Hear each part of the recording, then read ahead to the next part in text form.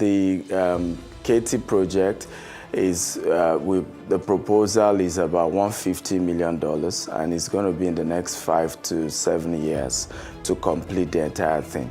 But the good news is that we have already got an investor giving us 70% of that. So what we are only raising, and that's part of the advantage of international investment, which we don't get in Nigeria.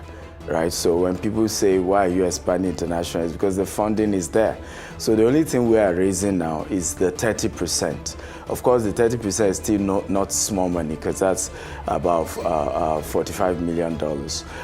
But what we are doing is, a portion of that is to partner with other real estate developers in Africa who are trying to expand to the US, to say we don't need the whole 40 acres. You can buy 1 acre and do your own small construction. At least you are diversifying your investment in dollars. So one portion of the fundraising is from developers who are currently in Africa, who can partner with us, and we sell a portion to them and they build it, and we give them also flexible payment for that. Another portion is through a new fund we set up in the US, and we filed it with the US Securities Exchange Commission, so that there's a lot of scrutiny.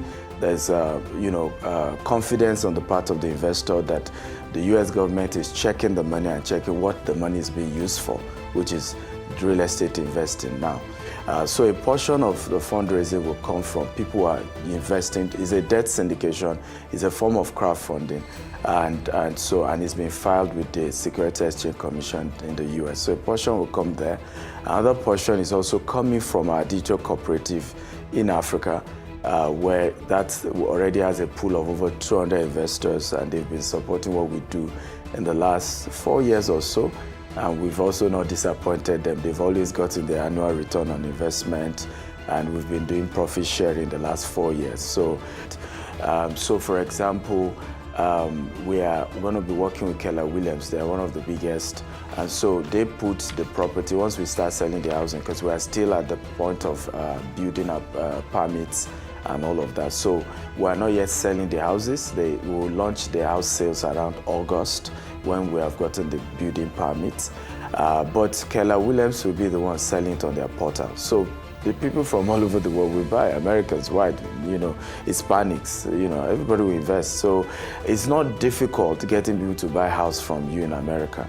The issue is usually raising the capital to even do the project.